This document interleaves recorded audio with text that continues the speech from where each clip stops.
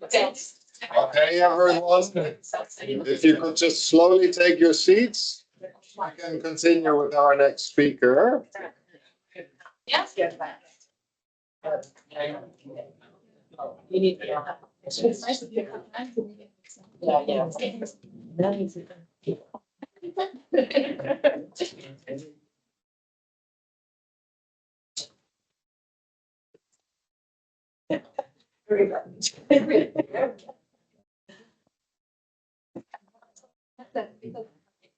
So it's my great pleasure to introduce our second speaker for today, Daniel Lopez Gomez from the Open University of Catalonia. I've known Daniel for a long time, but I'm still going to read the official title and position because otherwise I'll mess it up. So Daniel is Professor of Social Psychology at the Faculty of Psychology and Education at the Open University of Catalonia. He also co-directs the CareNet research group there at the Internet Interdisciplinary Institute. I know Daniel in particular, and I know you do much more work, but I know him in particular from his work on the notions of the home and how they intersect with notions of care, notions of technology, notions of aging. Also his work on participatory methods. Well, they are performative, so not just addressing aging, but actually making aging in the process of participation. I think these are both really relevant themes for today. Of course, why Daniel and why I'm really much looking forward. I'm going to stop now. The floor is yours. Thank you, Alex. Thank you, Karen, for inviting me to present my work here. I think it's a kind of luxury. I think for you to have this opportunity also to do a PhD in such an interdisciplinary kind of framework and in collaboration with different centers. We had also a project like this in Barcelona, and it was great. So, and also for me, it's quite challenging because, I mean, based on the questions you made before, I think you are really committed researchers. I hope I can answer your questions later.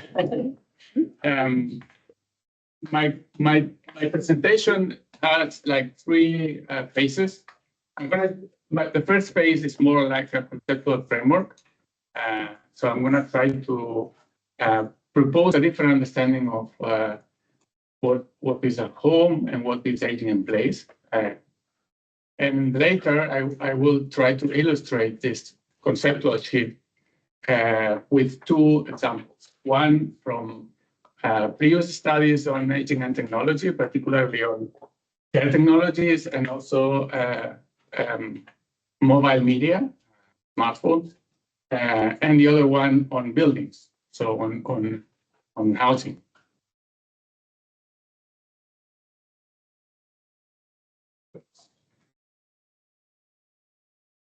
Okay. Yeah. The home, you already know, has become the focal point of aging in place policies, and are defined as a kind of setting for aging well. And this contrasts with institutional care settings, which represent the concept of the fourth age. So we have this kind of binary position between the home and institutional care setting. The primary goal of these policies, we know, is to prevent or delay the need for institutional care for individuals who require support.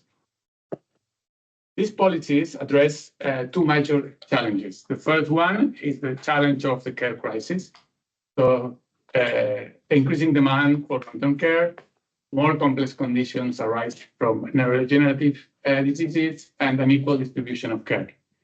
Additionally, care jobs are becoming more precarious. And the second challenge has to do with the kind of social and cultural shift. So there's a growing pressure for this institutionalization driven by the ongoing fight for social rights for both people with disabilities and older adults. They are demanding the right to live autonomously and within the community, even when care is needed. In fact, most older adults associate age with a sense of continuity, autonomy, and the connection to family and community. These policies aim to create alternatives to institutionalization enabling older adults to age in their homes and within their communities. In Spain, for example, these policies are often supported, and probably in the rest of Europe, are supported by surveys, so data that show that the majority of older people want to live at home. In the case of Spain, the data is around 78% of older people who prioritize aging at home. The central role of the home in aging in place policies is also reinforced by gerontology, which has emphasized the growing importance of the home as people age. It also highlights the mutual transformation that occurs throughout this process, affecting both the bond and meaning associated with the home, as well as its material configuration and use. Several factors contribute to this. The first one is a kind of socioeconomic factor. So the vast majority of older adults, especially in the global north, many of the most aged countries, live independently at home, even though they might require care. The other one has to do with owning a home and living independently. So these conditions convey a sense of autonomy, even citizenship, and social achievement, all of which people seek to maintain in later life. So the concept of home and different senses of home also influence decisions about, for example, what type of housing or even relocation in later life to a different type of house. Time spent at home is also another factor. So as people age, there are different changes with different type of activities people normally do during the day. For example, they stay more at home or they do more indoor activities. So this also is considered something that puts home in the center of gerontological research. But what if home is not, sorry.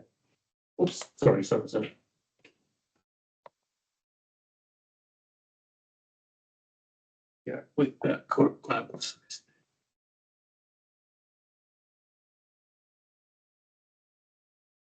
However, we must be cautious not to romanticize the idea of home, assuming it is always the best and perfect option as people age. For example, in Spain, if we look at the data, in fact, the home is not always the main preference. The preference for aging at home is prioritized when older people do not anticipate any care-related needs. In this case, co-residence with a relative is more common or prioritized, and residential care is not viewed negatively. In fact, co-residence with relatives and friends is more common among disadvantaged older adults, for example, widowers, those with lower educational and financial status, and those in poor health. Aging in place should problematize the idea of the home as opposed to the institutional care settings. These policies risk reinforcing the notion that aging at home is the best option for everyone, while institutional care is seen as something for those who have failed at aging well. Aging in places should also question the ideal of independent living tied to home ownership and problematize the reformalization of care that this institutionalization might imply. So such policies can inadvertently discriminate against older adults who are in vulnerable housing situations and in need of care, a scenario that, particularly in Spain, I don't know in the rest of Europe, in Spain will become more common as future generations age, because we have a housing problem. Aging in place, policies must be cautious also in romanticizing the idea of home, as it can also be, and maybe you know, be a place of violence, isolation, and exploitation for older people, but also for those who take care of older people or live with older people. Similarly, the ideal of community belonging in later life must be critically examined, considering the rapid socio-demographic inequalities and environmental vulnerabilities affecting communities.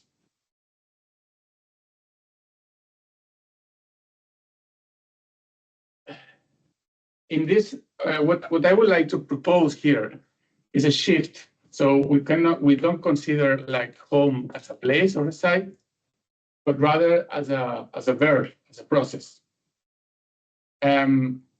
Environmental gerontologists argue that people become increasingly dependent on their environment as they age. Due to physical and social changes in their surroundings, this they become more attached or dependent on the environment. And also the environment also can become a source of stress. So the environment or the home is also something that is becoming more important, but at the same time is something that becomes more fragile. So it changes more rapidly. And this kind of ambivalence about the home, I think is really important to take into consideration. That's the reason why it's better to approach home as a process or as a verb.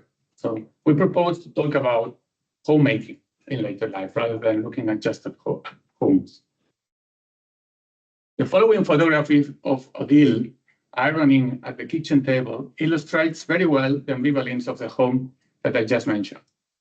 The photographer Gratien de Moustier captures in a series of photographs entitled Aging at Home, the story of Odile, Odile's daily routines living alone in a small village in Alsace.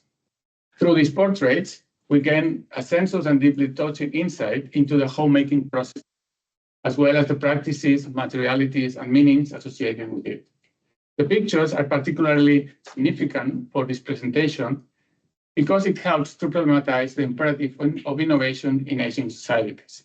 In these pictures, there is no one looking after Odile and no innovative technology or adaptation of the home.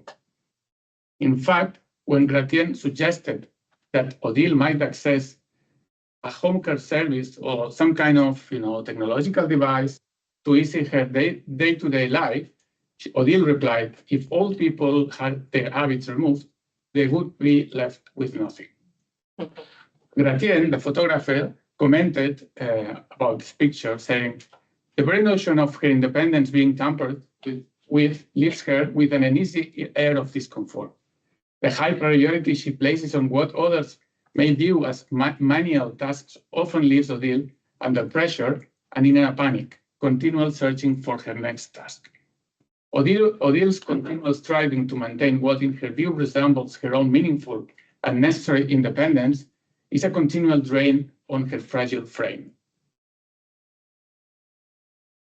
The approach I'm proposing here is less functionalist than the one put forward by other gerontologists about the environment or about the home. As Alexander Payne and Louis Neven have argued, we do not propose an interventionist framework aimed at maximizing the possibilities of good aging at home. Instead, what I propose is that we consider the multiple and situated ways in which home is made in old age. So the home is kind of a social material, modern human and distributed accomplishment. This means that the homemaking process goes beyond the mutual adaptation and transformation of the person and the environment. The person as a human actor is not necessarily central in this process, but they are always human actors entangled with other than human actors. So I'm proposing more of a kind of relational, let's say, material semiotic approach to this. This also means that we need to pay close attention to the material cultures of the home, the role of objects, technologies, and other species in homemaking processes.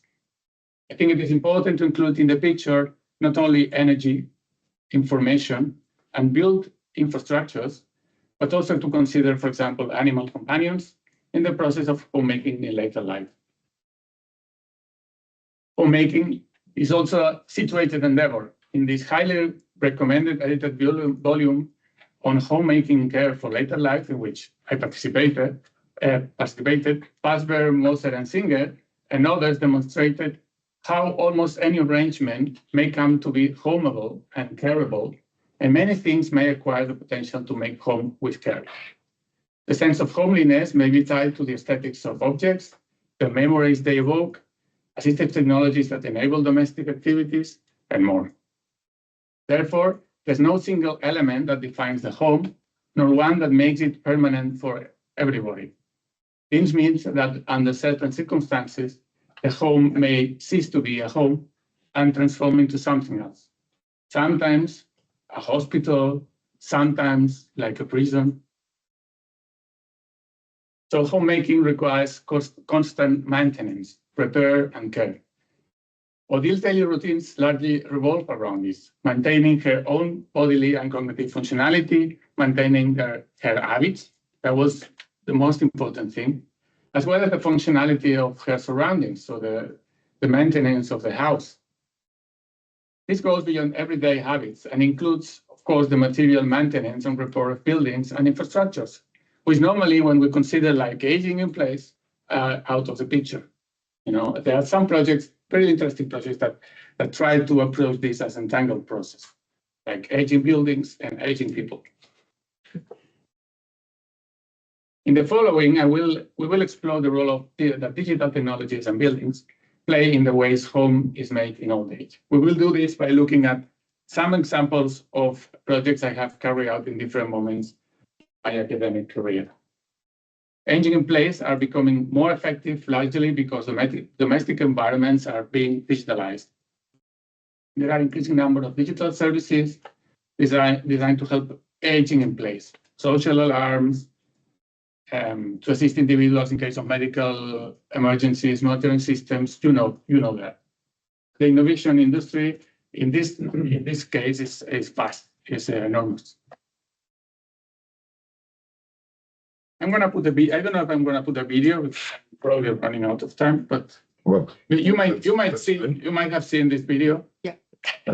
It's quite famous. Yeah. Yeah. No? It's a great video. Yeah, it's a great. I'm gonna try.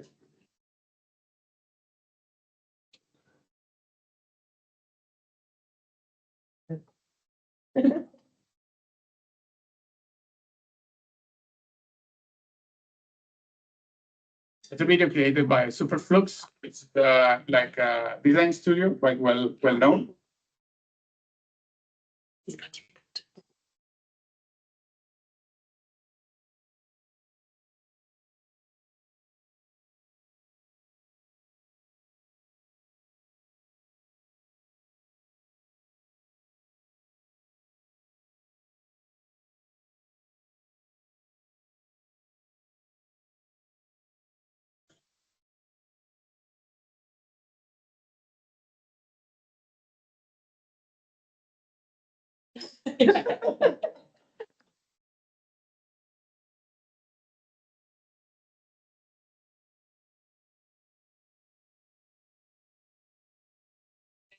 The entire shape if you want to change. Right, it's almost working.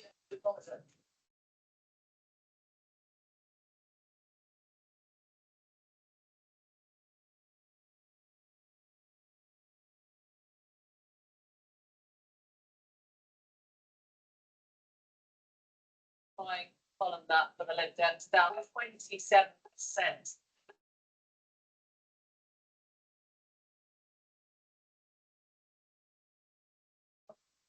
Wet 5 or 6.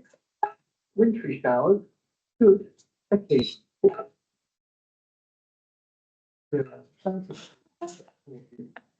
Areas 4 become southeasterly 5 or 6. Wet 40.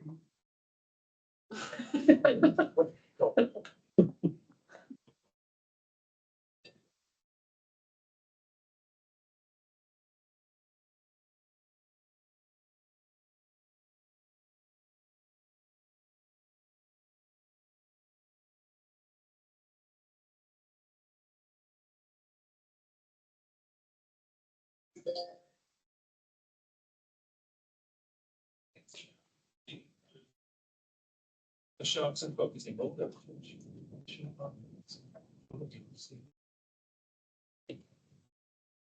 I watched another shark for YouTube. Alison has learned what time of day an attack is.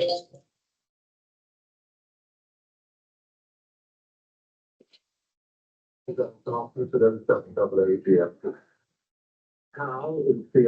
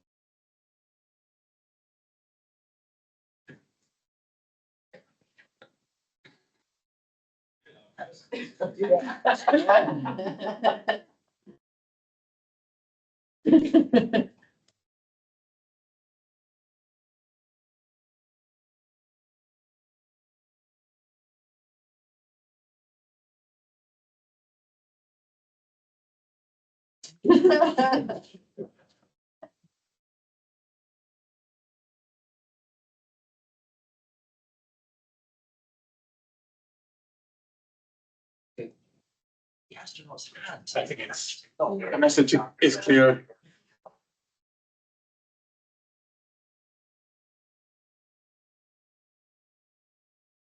So I think it's a good illustration of that most of the research we do on digital technologies at home is very much focused on adoption of technology. So the barriers that we encounter for all the people to incorporate and use these technologies. And I think we need to change the focus. And I think the idea is that when we introduce these digital technologies, we are transforming what the home is. So I think we don't give the same attention to this type of processes of the transformation of the home with the introduction of digital technology. And particularly, I think this happens because most of the studies are designed from the perspective of technology developers or service providers. So it is a tool for them to, deliver care or things like that, but not from the point of view of all the adults and their caregivers, or from the point of view of their daily life. And by doing so, we overlook an important aspect. When we introduce technology for aging in place, we offer new possibilities for the person to continue living at home. That's clear. But this doesn't come with a cost. We intervene in the process of homemaking, and in doing so, we transform the meaning and modes of homemaking. This creates friction, as the video shows, because the introduction of these technologies brings new definitions and configurations of what a home is and what it means to be older. Definitions that are not always accepted or welcomed, and that are often subverted and transformed.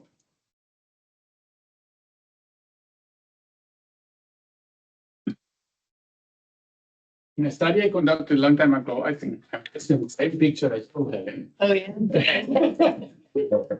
Classic. In a study I conducted a long time ago on a telecare service in Catalonia, I was able to observe these frictions and negotiations when technicians went to install the service in the homes of the future youth. And I put see different types of arrangements or negotiations. But there were users who did not accept what the service asked of them. For example, to wear the pendant at all times inside the house, especially when showering. One of them refused to wear it, and the technician insisted that without it, the service would be useless because she wouldn't be able to ask for help if she fell and couldn't get up. She replied bluntly that if she fell and couldn't get up, it would already be over. She had accepted her fate. She did not fit the profile of the older person for whom the service and technology were designed. She wasn't afraid of falling or dying. She wasn't a homebody, and she didn't like being supervised or controlled. That's a reluctant user, and quite often users just put the pendant on the drawer and forget about service. Another user had a more negotiating attitude, and that was also, I think, the majority. She didn't keep the pendant in a drawer, but hanging out on the crucifix in her room. It was out of sight most of the time. She didn't want to constantly be reminded of the bad things that could happen to her. She also didn't want visitors to see the pendant and show her vulnerability. But she kept it within reach at night when she was in bed, and that was when she felt most afraid. And then you encounter the cooperative user. It's a user who followed the instructions to the letter. He always wore the pendant and pressed the green button every 12 hours. He never forgot. As a frail user with few resources, economically and social services had assigned him the highest level of security coverage. along with someone who came every day for a couple of hours to clean and help him. He had to press the green button to cancel the alarm, which would otherwise activate the alarm automatically. This user had created a mnemonic system to never forget to press the button. He moved a closed hanger clip from the telecare terminal to his nightstand as a reminder. This habit was crucial for him because it aligned with what was expected of him as a good user of the service. He knew that by doing it, he demonstrated that he hadn't lost his faculties, and as a result, he would continue to receive services to help him live at home. The introduction of these technologies also transforms the habits and routines of older adults and their surroundings, while also changing the way the service is used and functions. The home was transformed. This, of course, has a lot of consequences because the home became a surveillance space intervened by many actors. Even the qualities of the space changed, as it is essential that everything can be heard and data must flow, which means that the home must be wired and the information infrastructure set up accordingly. So that's very important because that changed completely the quality of the home. This also has consequences for the older person. We saw it in the video, but also in the data. They become a subject at risk, someone who must evaluate the consequences of their actions, who must be attentive to themselves, knowing when to press the button and when not to. And this also has consequences on the relatives. The relatives and also the neighbors become contacts of the service, which means that they have to act in a certain way when the alarm is triggered. So they have to cooperate following a protocol. And of course, some actors, some neighbors, some relatives don't want to do that, or they want to negotiate what kind of interaction they have. So I think living at home, this type of technologies was very important for people who need care to keep living at home. But in another project, We Connect Home, we explored the role of a different type of technology, which is more like WhatsApp, so mobile media, and how all the people use it to get connected with friends, with relatives, and also how through these technologies they get more they get social support, informal support, and things like that. This is a picture that was sent by a participant to one of our core researchers during fieldwork. So what we did is we used different methodologies. We did a kind of photo boys with them. Also, they were sending us pictures and how they use the mobile phone by WhatsApp. So sending pictures like this, sending comments, sending audio notes, things like that. So I'm gonna show you another example. But first, I would like to stress something that is important. Home is not just a space, it's a process, but also there's no this distinction between the home and institution is not as clear as it seems.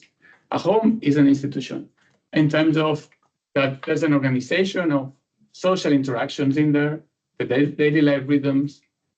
There are economical aspects. So the home is a place where resources are allocated.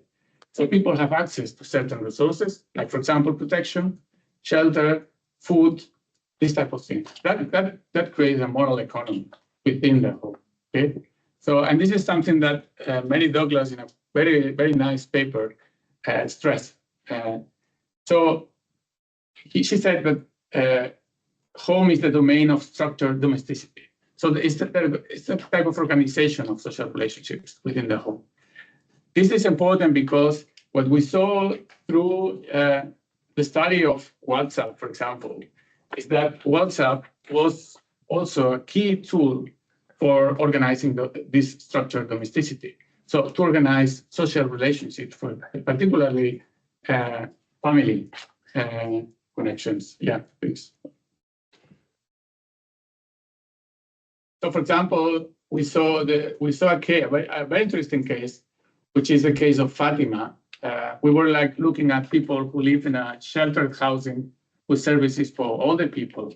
And Fatima was a 70-year-old woman, Moroccan origin, who had to move with her husband to sheltered housing after being evicted. It was interesting because what they do is something that we did during the lockdown, is to put the mobile phone in the center of the table, and thanks to the help of her daughter, every day they organized like a family meeting. Most of the family were like in France, in Morocco, in different parts of the world, and in Europe. But there was they wanted to try to keep a routine of the gathering, and the gathering for having dinner together. So what they did is they were having dinner there with her daughter, but at the same time all the siblings were having dinner in France, and they had like a long conversation, maybe 1 hour, 2 hours, just putting the video call, spending time together, and that was part of this family kind of arrangement. That is also part of this moral economy of the domesticity. But in this case, it was done through a mobile phone. I'm gonna skip the details of this, but I think it's important that here we see like a digital homemaking. But homemaking is something that not only happens in the place, but also in other places, as in this case.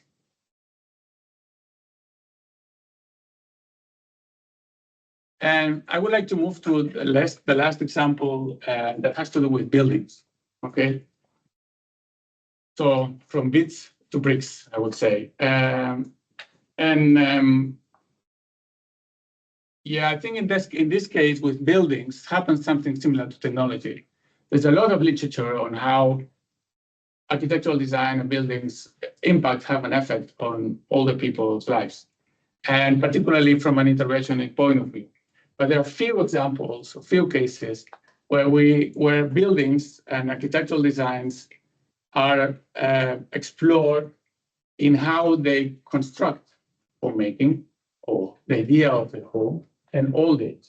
So as a kind of co-constitution process. So even within the design of the buildings, there's the creation of certain idea of what is a home and what is a good later life.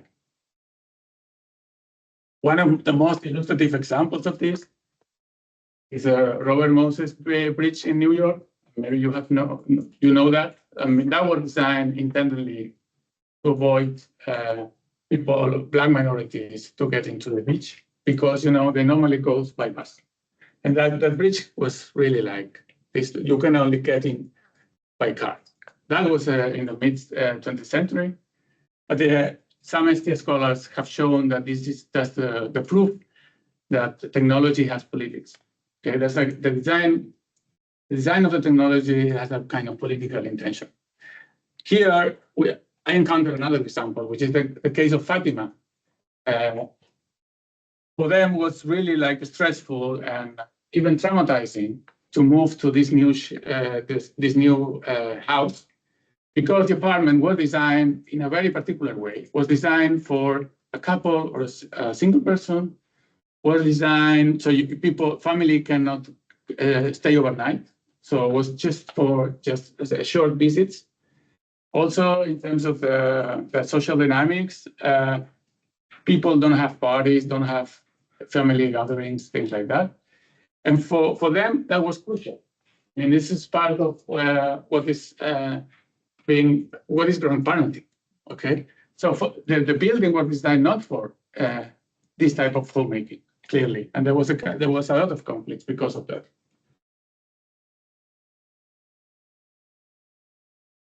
Yeah, some of the literature I think is interesting. The few literature that explores how in designing buildings we build certain ideas of home and certain idea of old age. Is this 4 books? I can pass you the references, but there's no much about it, and I think we need to explore this more. I'm going to show you just to end 2 cases I've been doing a research on senior co-housing. Most of the senior co-housing developments in Spain are in the process of being constructed. There are a few cases that are real and working. And I'm going to show you a comparison between these two types of projects. Co-housing in Spain is considered like an alternative to both nursing homes, to institutionalization, but also to aging at home. Why? Because aging at home, for the people who are living this process, is a self-managed development, so really like designed by all the people themselves. Being at home is like a trap. Okay, it's a trap because at the end of the way, they would be dependent on their relatives, on their children, particularly on their daughters, to take care of them, because they will suffer, suffering loneliness and isolation. And of course, they need to create like an alternative. These are very big developments. They are like, even they can look like nursing homes in terms of the design, but they are completely different because they are self-managed by themselves. But what is interesting is that depending on how it is designed, we see different ideas of what is a home for later life and what is a good old age. And I'm going to show you the examples just to finish. The first example is a fictional name. It's El Hogar, like a home. That was the first community of this type. In our visits to El Hogar, we did not have the feeling of being in a place designed for and by all the people. The architectural style is more typical of hotels or occasional apartments on the Mediterranean coast, with large terraces of the apartments looking out into the swimming pool and the main hall with a reception desk at the entrance. So it's more like a kind of hotel. In fact, this design inspired other groups to start their own projects. The architecture captured well the idea that retirement, for this particular type of group of people, retirement is a well-deserved vacation after a life of hard work. So they were looking for retirement to have a proper vacation. In fact, the ideal vacation is a kind of recurrent in some cases. And one of the projects that I'm following now is called Permanent Holidays. That's the name of the community. What stood out is that common spaces inside were rather empty. The important part were the apartments, which were filled with light, but the interiors in this corridor were rather dark and functional. The only notable spaces of their vitality were the dining room, where they gathered for lunch and dinner every day, and the chapel, where mass was held daily because many of the promoters are practicing religious people. The other notable aspect was the decoration of the spaces. In El Hogar, cherished and treasured belongings are to be found throughout the premises, not just secluded in the private spaces of the apartments. Most of the objects in the corridors and common spaces are biographically significant, inherited, or gifted belongings acquired at key life moments. Indeed, El Hogar had a policy of encouraging people to bring their belongings when they move in. Although a committee, so a special group, had the final say on which objects are acceptable and where to place them, you could see personal belongings almost everywhere. So you could clearly feel the common spaces in El Hogar were not anonymous, but belonged to the people who devised the project and who live there, whose memories are kept alive through their belongings. According to the founders, this policy was devised so that people could feel that the whole building was an extension of their home. Thus, in El Hogar, the collective space was an extension of the domestic space and of personal memories, and was indeed an expression of the identity of the residents. La Comunidad is a more recent project, and does not resemble a nursing home either, but neither a hotel. It is more like a center of activity, a group of apartments. The building is minimalistic in design, yet also cozy. And the most important decorative elements inside are the garden patios, and outside the flatness and vastness of the surrounding fields, which sharply contrast with the modern appearance of the building. more like in the Netherlands, I would say.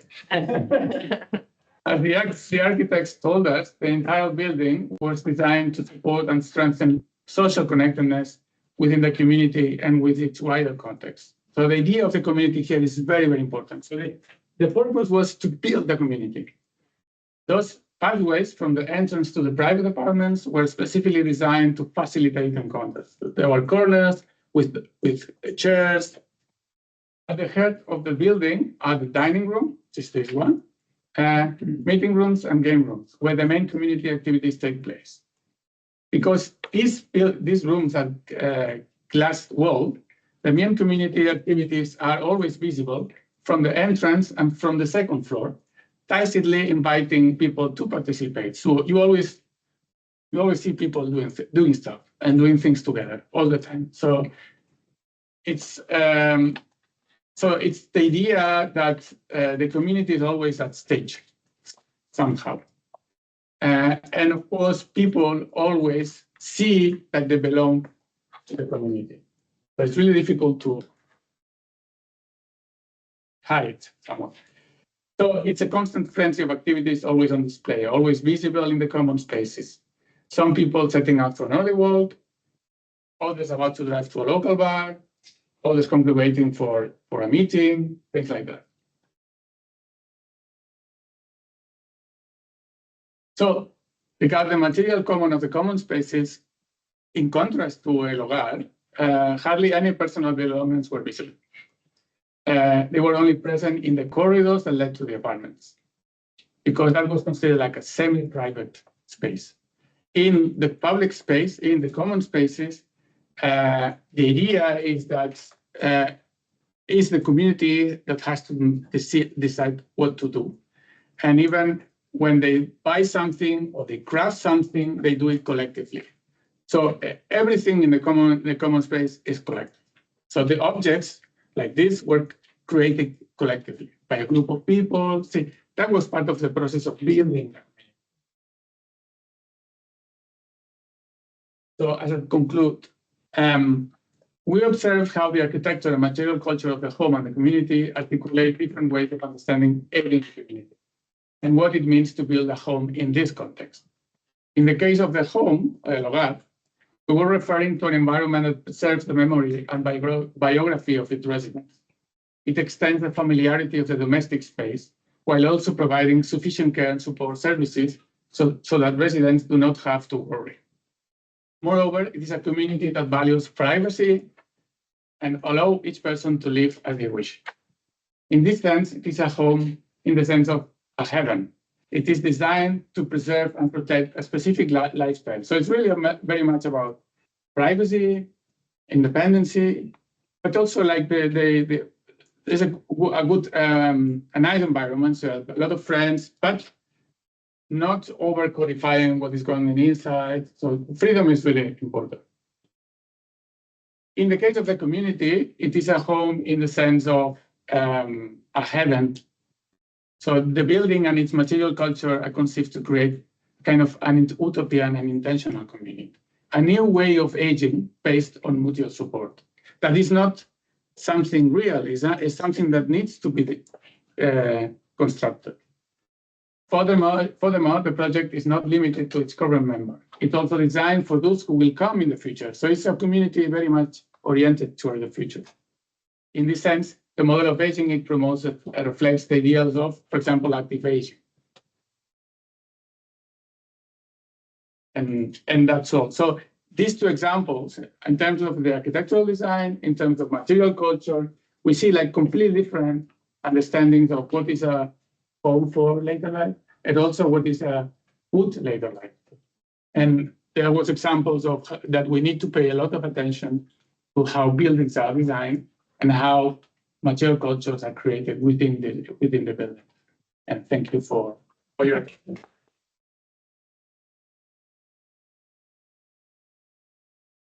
Thank you, Daniel, for the great presentation. I'm sure there are questions. Always questions. Thank you very much. I really enjoyed the presentation.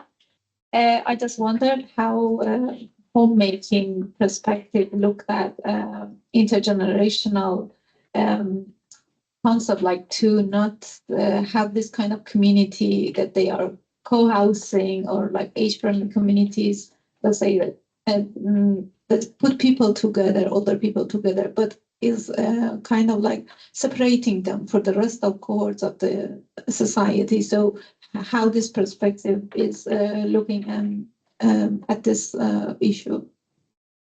You are making a question about the ghetto?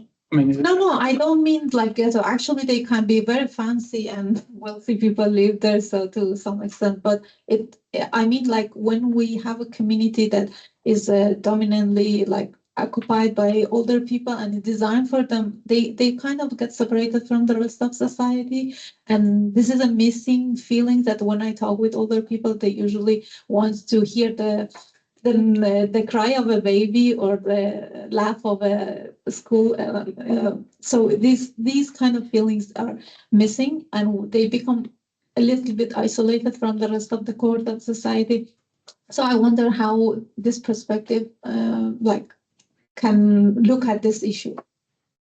Yeah, based on our research on co-housing, what they had in mind is to have their own community in terms of, they want to live together in terms of all of them being older people, although the range of age is quite wide. Mm-hmm. So from 60, so they look for a wide range of ages. But it's important for them that mostly retired, because they see, okay, we are more or less in the same or going through the same type of things or processes or situations.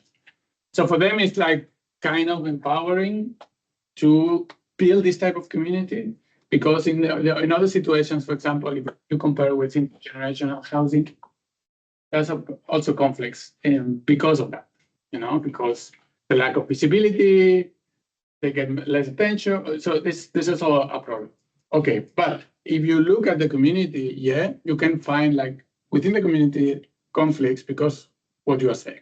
So some people are very comfortable with that. Other people are missing, having contact or having more interaction with younger people, etc. I must say also that ideally, most of these communities were envisaged being constructed in the city, so in the center, where you have these opportunities more often. In both cases, these communities are built on top of a hill, not very close to the city center, and they encountered these problems. Why they had to do that is because of they couldn't afford like building a community in the city center.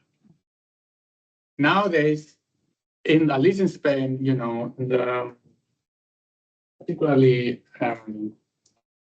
city councils are getting interest in this type of developments. So they are trying to facilitate that you could develop one of these in the city center.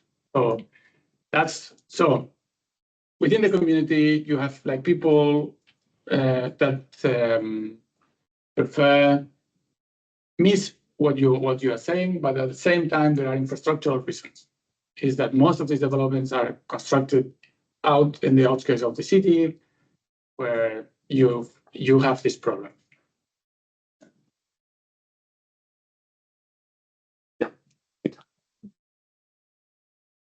Thank you very much for your presentation. You covered a really broad range of topics, which were really fascinating. When you were talking about the initial part about homemaking as a practice and the role of technology in this, it really, really made me think. So sorry if my question is going to be a little bit long, but I'm just going to explain my thinking process.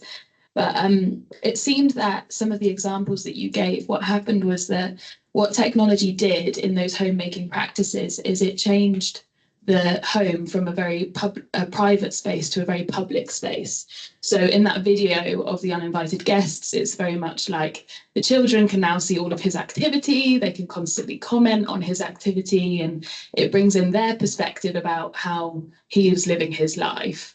And then in the pendant example as well, it also, you mentioned about the cooperation that's needed between the neighbours, between the family, in the case of someone kind of activating that pendant. And I think it's really interesting, this homemaking as a practice dynamic, because it does take seriously how all of a sudden, as you get older, everyone else seems to be able to have an opinion about your life. And these technologies also introduce a way of kind of formalizing that even.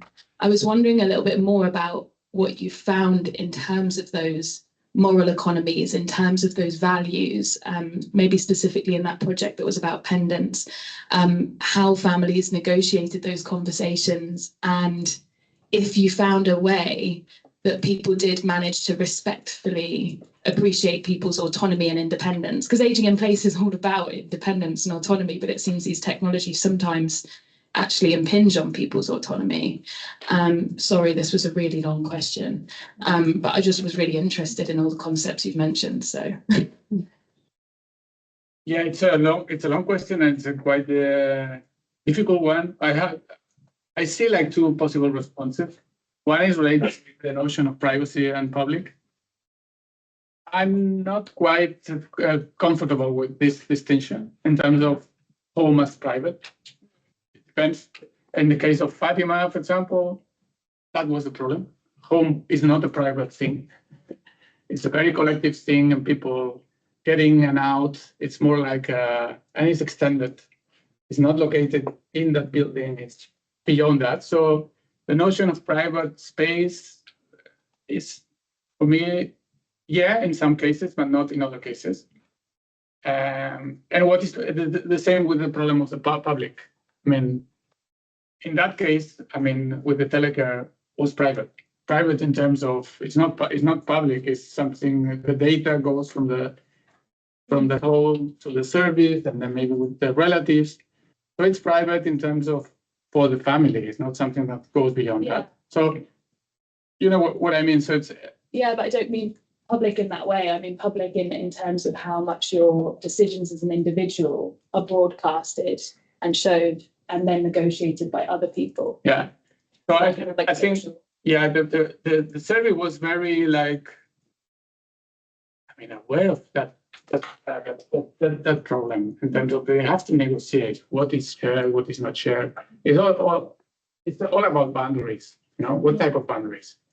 And this is also interesting to look at more in detail. The whole process of arranging telecare at home is very much about this. It's about establishing the boundaries.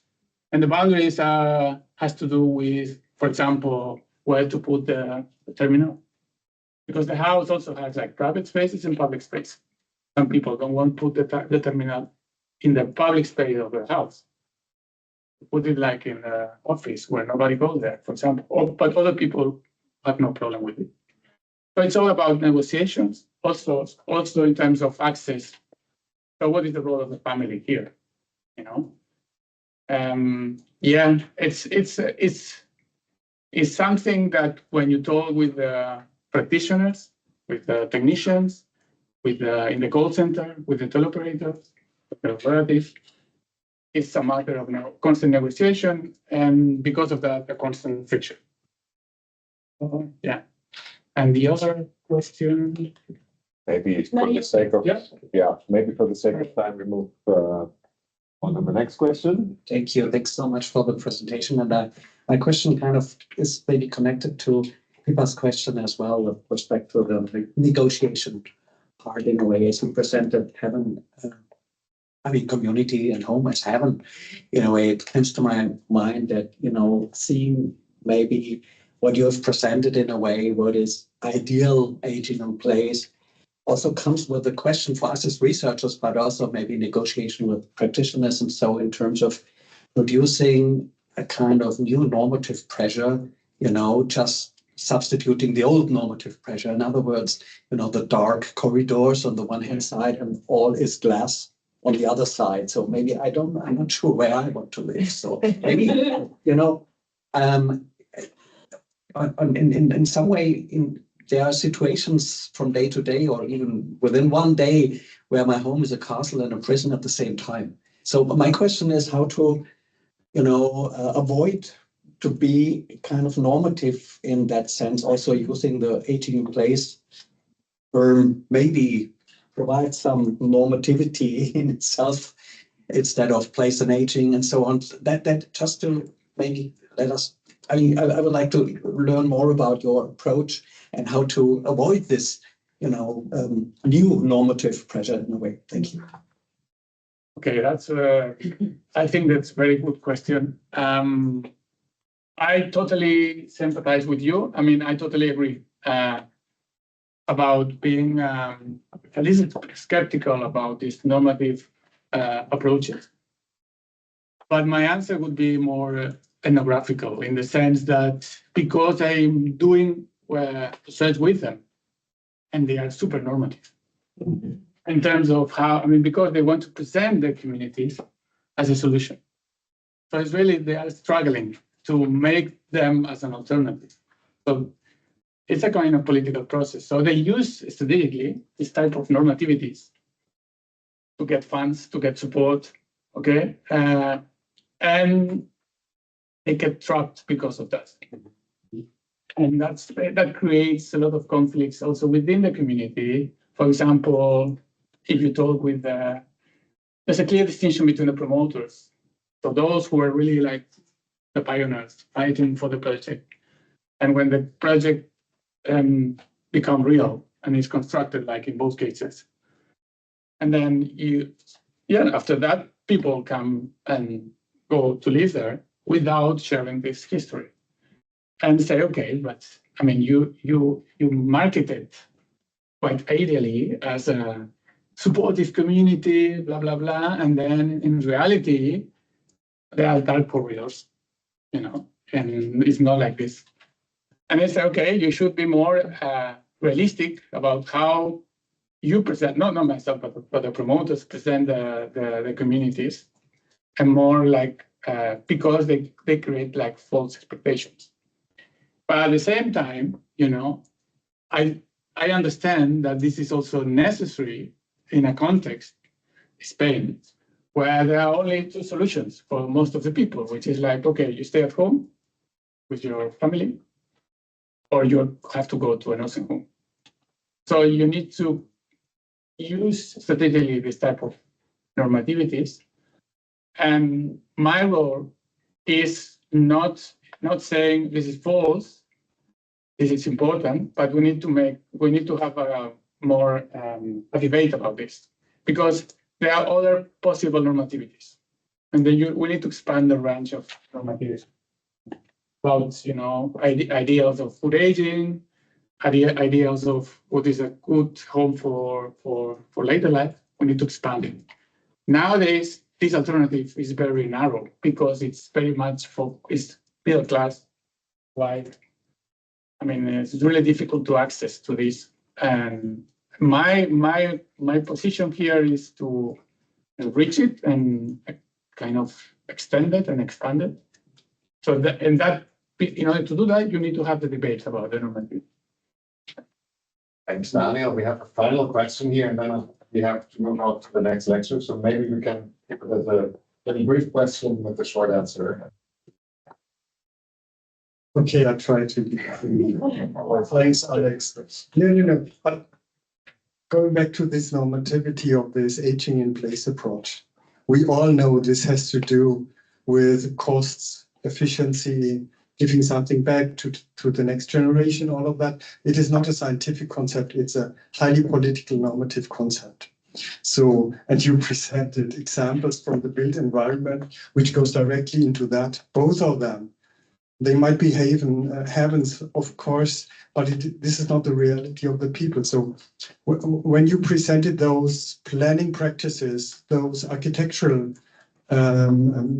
examples, I was asking myself, the failure of aging in place is that it always addresses the individual. We start them with technology, with expectation, and so on. But as planners, I mean, we need places for aging, not aging in place. We need places for aging, and that leads to ideas like the 15 minutes city, or the 10 minutes neighborhood, which makes it more intergenerational, because this is directed to young people as well as to children, as well as to people in the fragile age, or to make things in a neighborhood or in a city accessible for all of them. Why didn't you present something like that? Because it's very interesting. Technology plays a very crucial role in this, in these more territorial space-oriented approaches in terms of information, communication channels, and so on. And it does not put the individual person and its ability to adapt to a more dynamic and exclusive society into the core. I say that as a critical friend. Because first of all, you started, you're a little bit afraid of our reactions. No, I'm a friend of that, what you're doing, but I have a critical lens on that. Thanks, Daniel. Thank you. Yeah, very short answer. Thanks for the comment. And in fact, I totally agree. And I must say that I started doing research on telecare, these technologies for aging in place, which I totally agree. The focus is very individualistic. And I moved to co-housing because the reason you mentioned, it's by all the people, it's put the community in the center. And it's, it's about place. It's about planning something that goes beyond oneself. And that, for me, that was very appealing to start doing field work on senior co-housing. But I also see a problem with the notion of community. When you talk about community, again, the communities tend to be quite homogeneous.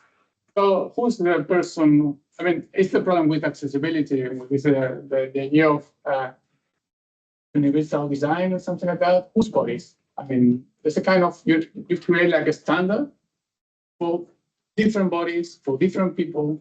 And then if you look at it, this is like, again, it's a kind of a normative approach. It's not, I'm quite skeptical. It's not in practice. It's not happening. I mean, there's a lot of inequalities. It's about segregation. So, that's my reluctance to embrace these projects about 15 minutes city, as it's called. In Barcelona, we have superillas, which is the same idea. But if you look at the superillas in practice, it's not for everybody. It's designed in a very particular way for very specific type of bodies. And also we must consider, and that's what also a message kind of hidden, more than human factors. So what about, animals, nowadays it's quite plants, it's the idea of the environment is richer than ourselves and our buildings. And also climate change. I mean, nowadays, and we have now currently a project on aging cities. For us, it's really crucial. I mean, we're looking at Barcelona and the coastline, which is like a very attractive place to the world, for people moving there. But at the same time, the landscape, because of the climate change, is changing. So what is the distribution of vulnerabilities here? We need to look at planning also from that perspective. But yeah, I agree passionately. Thanks a lot, Daniel, for a great presentation. Yeah, thanks a lot. Thank you. Okay, let's leave it. So Okay, so we're going to start on to our next session, and it gives me great pleasure to chair the session. I'm going to introduce Vera Roos, who's professor in the Aging and Generational Dynamics in Africa program in the Uptentia Research Unit at Northwest University of Africa. Vera is also a visiting research and affiliated research fellow at the International Institute for Population Aging at the University of Oxford. And Vera has a long track record in trying to unpack kind of relational dynamics in very diverse contexts, and particularly looking at the enabling elements of those contexts for those interpersonal relations. So it's a pleasure to have Vera here with us. Vera is going to focus on looking at enhancing research participation among older adults, and the full title is about applying a method that Vera has developed, so the HOMeAGE method in low-income countries. So it's essentially about those participatory research elements, but it's about representing older people within the issues that impact their lives within the context that they're living within as well. And Vera is going to talk a little bit about that method in a more practical sense, but maybe also look at some of the strengths and limitations and what that means for low and middle income countries and populations that are aging there. So please, Vera.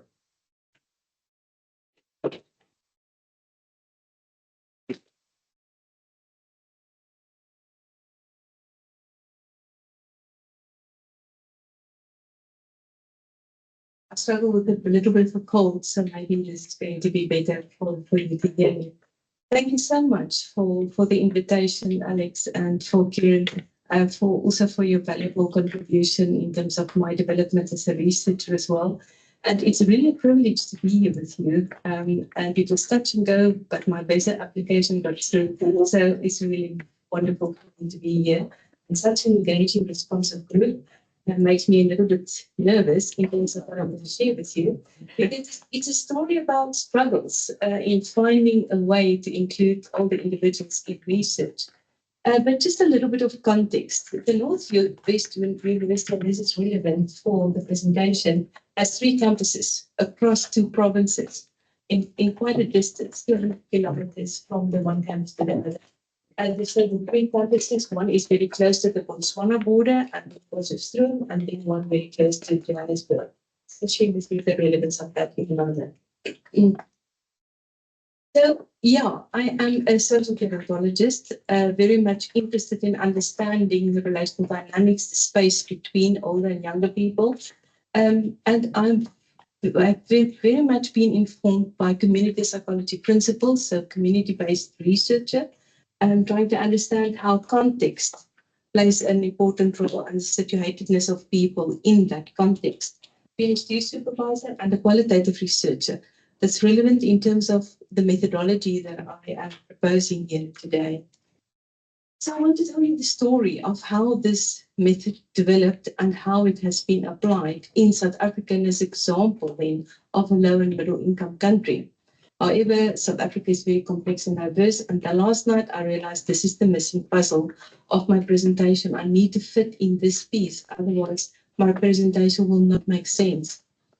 So, South Africa, I think recent history divides clearly before and after 1994.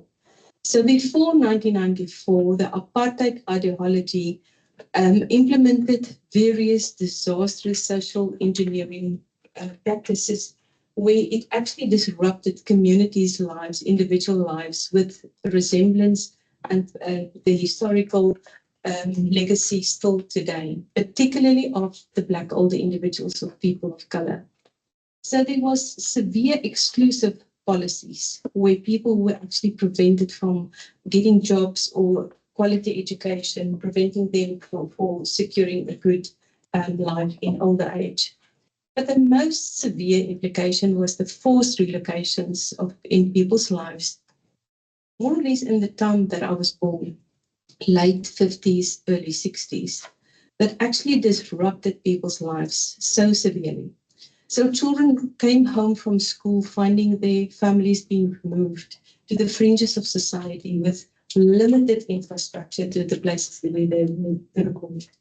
So the example of the community that I work in was in Ikageng, where mostly older Black people were living, but people were then racially classified and based on that moved to certain areas. So in this community where I worked, the Ikageng was for the Black people, Moedin for the Indian people, and colored people were moved to Promosa, with Kloppersville the mostly developed area where the whites remained. Sad history. But the implications then after 1994 is that there was an intent to redress some of this horrific entrenched poverty situations of particularly Black people with a state-funded old age pension. But we have huge unemployment. If you can think about youth unemployment of 42%, that's major. So older person's pension became a kind of a financial resource for multi-generational households, grouping themselves around these older individuals' pensions. But the impact of the forced relocation is that people could not really establish a sense of place in terms of where they lived. There was this reminiscence in where they lived, multi-generational, intergenerational, collective communities. So there was that longing for that. But there was also, in terms of the people that were forcibly relocated, the focus on this intergenerational solidarity, which it seems as if in some instances becomes a dream and not a reality. And I'll share some of that with you. So this is the context that South Africa is a land of diversities. If you can think of maybe a first world and a third world country combined. And I became very aware of the inequalities during COVID. Only 7% of our South African population could afford good medical care. The rest has to survive on really a crippling mental and public health system.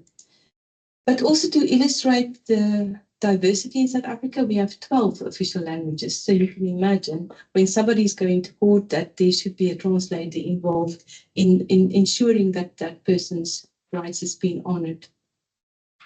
So it's in this context that my research story begins. And it begins with a strong need that I feel in terms of helping to understand the plight of older Black women, but also how they excel despite their circumstances. And I've been touched by their lives and by their stories, and I wanted to see how these stories can become influential into the body of knowledge. But I realized from a community-based perspective that social reality is complex. So if you look at the photo there on top, this is the rural community close to one of our campuses, the Maikeng campus. This is the rural community of Lukaleng. And this is a very rural environment where they use donkey carts for transport or have to walk where they want to get with very limited services, as you can imagine, with any rural environment.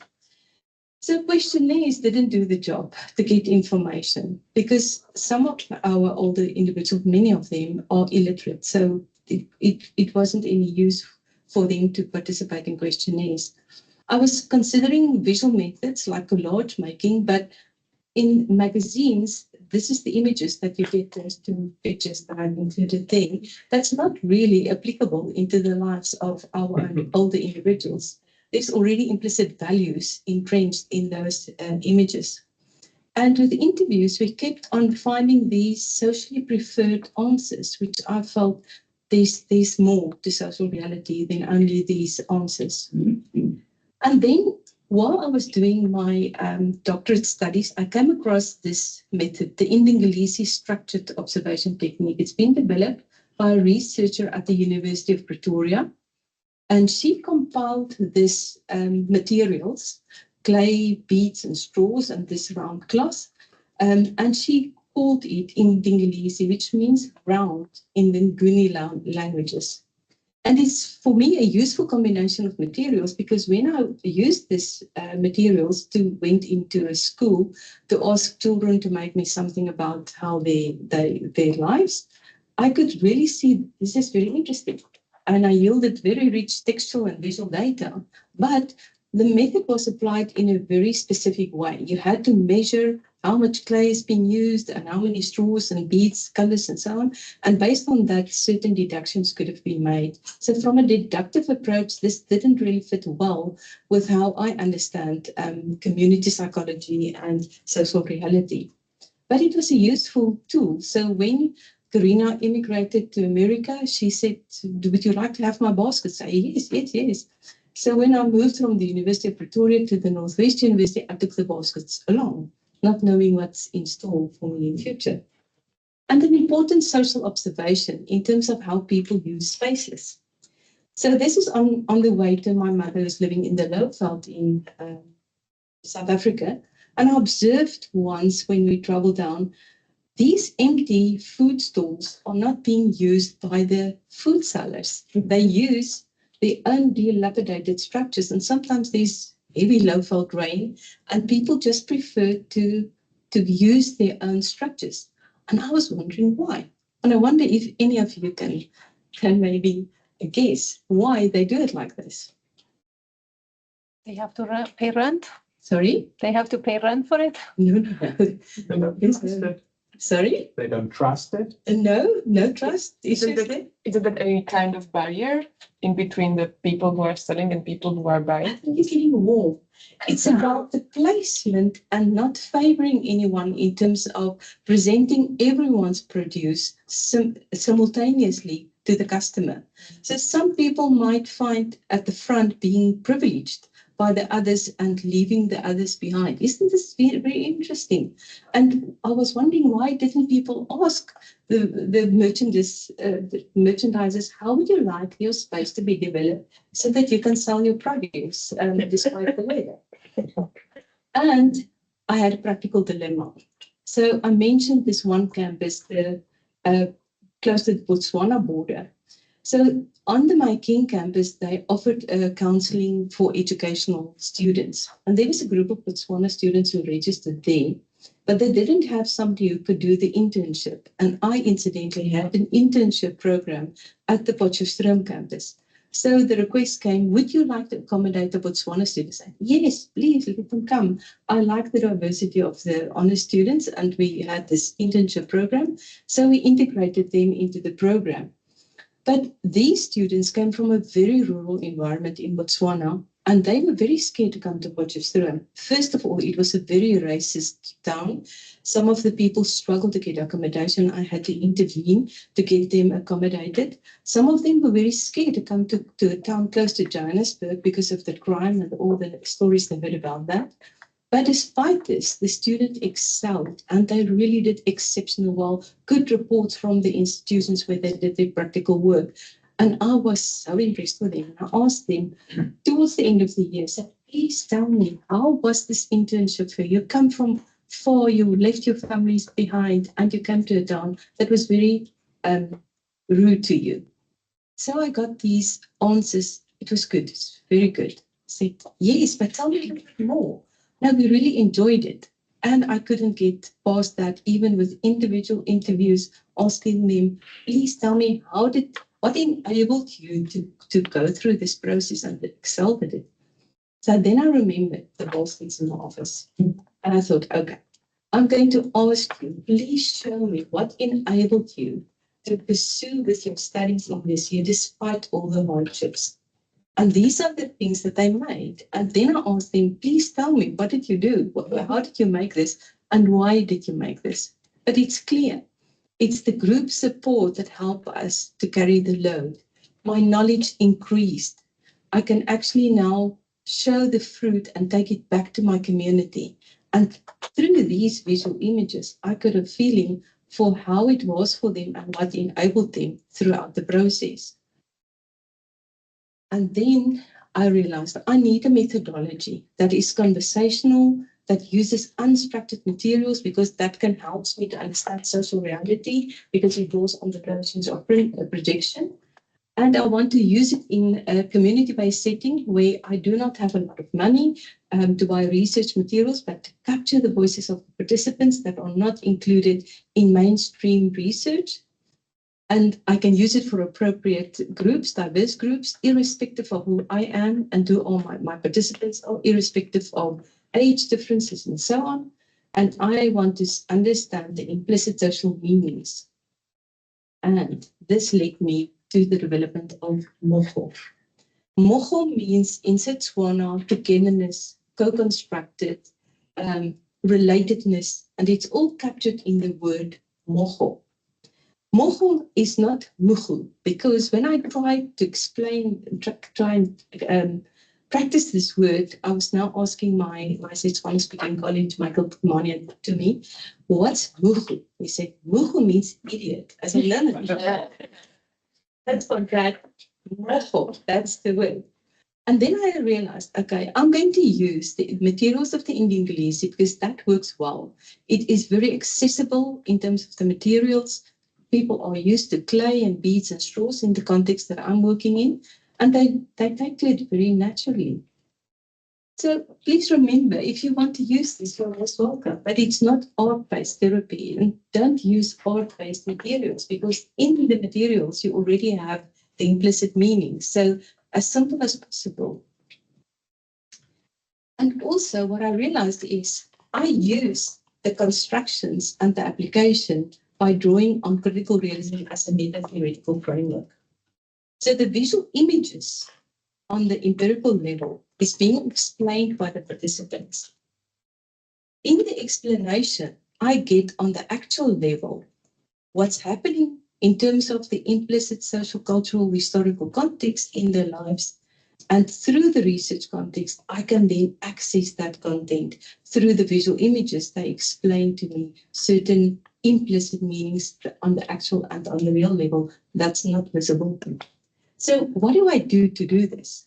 I create a very safe interpersonal context because I use unstructured materials and an open-ended prompt. And in this context of the group setting, I introduce specific group norms to create a sense of safety.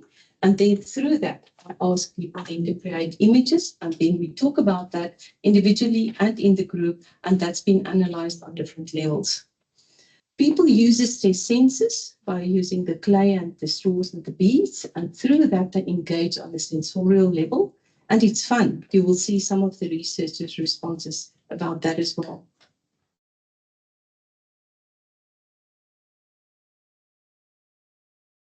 So that's how my method developed. But then I realized, actually, my dear colleague, Professor Nora Keating, you know, and some of you gave me her message of not congratulations, strength for this presentation. But I went to Nora and I said to Nora, Springer accepted a book proposal for me about the Smorgon method. Can you please help me? So I went to her in Swansea. And while Nora was lecturing at the university, I wrote them every day an outline of what I thought could be in the book. And then Nora came back and she made herself at home. I gave her a glass of wine and said, please, this is what I did today. And Nora said, so you think people will know how you applied the method in this context, in that context, that's not going to go well. I said, okay, what should I do? And then she gives me insight and new ideas. And the next I work hard for a whole week. It went like that. But when I came back from Swansea, I realized I can't just have more and more applications. I need to tell the methodology in terms of the theoretical framework as well as the application. So thanks again, Nora. I hope this message can reach you. So the method is applied in 4 phases. The first phase is the entering of the research context. This is very important for me because when context is unclear, meaning is obscured. So I have to have a clear context, a clear interpersonal context, a clear research context, because you start with engaging with people from the moment that you say good morning. Then you create a context, an interpersonal context. And for me, that's the most important. People leave the research context by feeling valued and validated as a human individual. So I create a safe research context by making sure that people know what will be expected of them, by making sure that they know that the visual images will not be judged in any way, and by requesting them, sometimes the people are from the same community, by asking them, you're going to share information in this group, and we know one another. So please keep this information shared in this group as confidential. I also make an attempt of people to let them arrive in the research space by making them aware, by orientating them in the space, by making them aware of grounding, taking deep breaths so that they can settle into the space before I present the research material. Then everyone gets the research materials, same, packaged in the same way, usually a lump of clay, beads, straws, and the round cloth. And then I ask them, please use this material and show us how you experience your life in this place, or how you experience loneliness, or how you experience caregiving relationships, and so on. It depends. We spend a lot of time in trying to formulate just the right question because it's projection and we want to have the question as open as possible, but not too vague. Then people construct their visual images. Usually it takes between 30, 35 minutes. And there's almost a natural vision in terms of when people started completing their visual images. And then I ask them, would you like to take a break? And then they go and wash their hands, to get something to eat or to drink. There's always food because it should be a nourishing space as well. And while they are then refreshing themselves, I take photos of all the visual images from all different angles. You will see why that is important. And then when the people engage, I ask them, who would like to tell me, start the discussion, what did you make? And usually there's a volunteer and say, yes, I will share with you what I've made. Then I stand at exactly the same angle, and I wish I could do it with you. And I ask Alex, could I bring my materials with you? He said, it's going to be very practical, difficult, because we have a large group and there's people online as well. But then I stand at the same angle as what the participants observed when they made this. And then I ask questions about that. My questions are based on what I've observed while the participants were making their visual images. Sometimes people spend a lot of time on certain elements, or they emphasize a particular element in the visual constructions, or they've made something and taken it away, or there are some materials on the cloth, and I ask about every single thing. But it's not an individual dialogue or an interview. So I involve the group as soon as possible. But I use one specific technique, and I really would like to recommend that in all the research that we do. It's actually from the Imago group, where they use mirroring. In mirroring, I capture the essence of what people say, and I reflect it back to them and ask them, did I get you? Is this what you said? Or do I capture the essence? And through that, it learns me to listen very attentively to what people say. And when I give that back to them, they say, yes, yeah. Oh, I didn't realize it, but yes, this is it. And then I ask, is what this participant said, does this resonate with any one of you? And usually there's somebody who says, yes, it's the same for me. And obviously you can see now the process of being validated in a group, being listened to in a group, obviously contributes to this almost serendipitous transformative change for the individual as well as for the group. Then at the end of all the discussions, we then summarize what the main themes are, and then we engage in a group discussion and say, so what I got from what you all said are these 4 or 5 ideas. Did I get it right, or is there anything that you want to add? So it becomes this co-created space where people talk, and it's more and more and more accumulative in terms of the knowledge that you gain. And then the 4th phase is debriefing. First in a group, by asking individuals, is there anything that you feel is still lingering that you would like to talk about? And then on an individual basis, we all then eat together and drink together and just checking in with the participants. And once they've departed, we as a group of researchers then engage in debriefing as well. Sometimes the topics are very emotionally activating. So we as a group of researchers also need to get that debriefing session. Obviously, you can see that we get a lot of data. But I want to share with you now a group of researchers. It's only a 5-minute recording. The researchers' reflections on hope. And now remember, I did exactly the same with them, what the process that I explained to you now. But listen to all the themes that you can identify just by listening to the reflections after they participated in this session. And then I'll ask them to reflect on the method. So I hope you're going to enjoy the participants. Exercise purposes today, something more about hope. I think the question helped a lot. Like it was a proper question. Like, what does hope mean for you where you are in your life right now? And I think that is such a significant question for our entire group.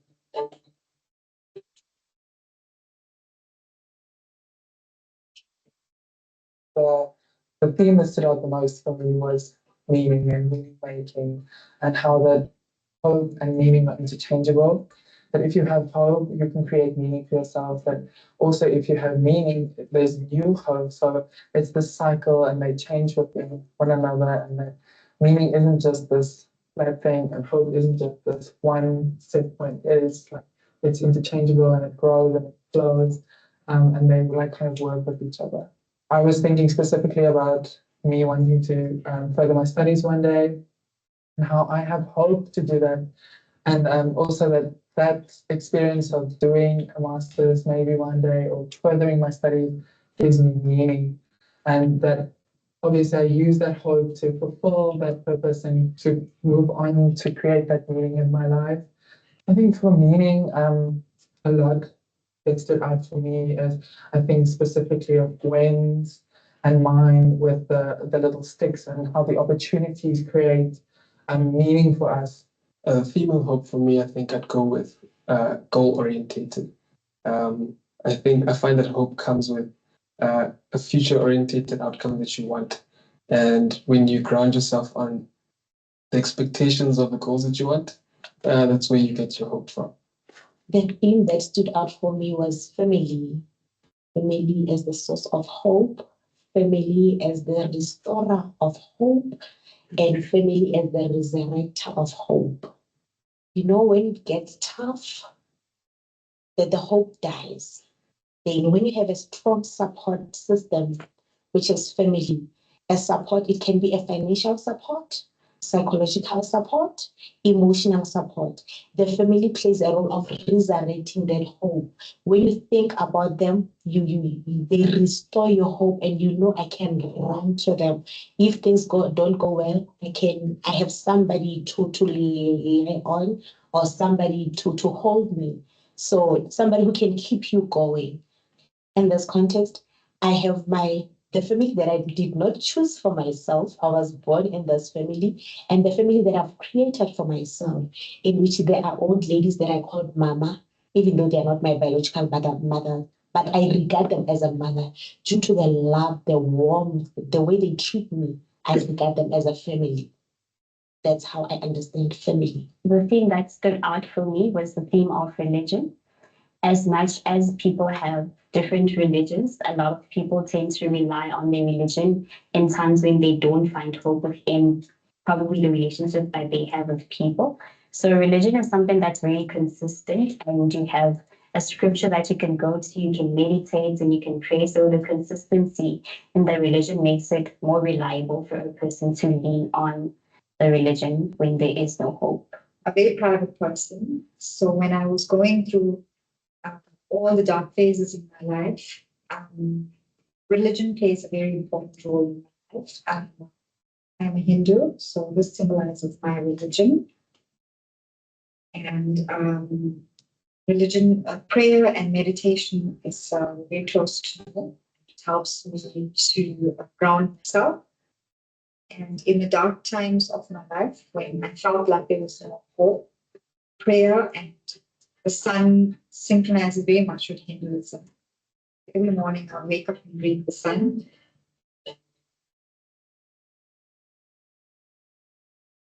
When we got there and saw the clay, and I was like, oh, this is definitely not what I was expecting.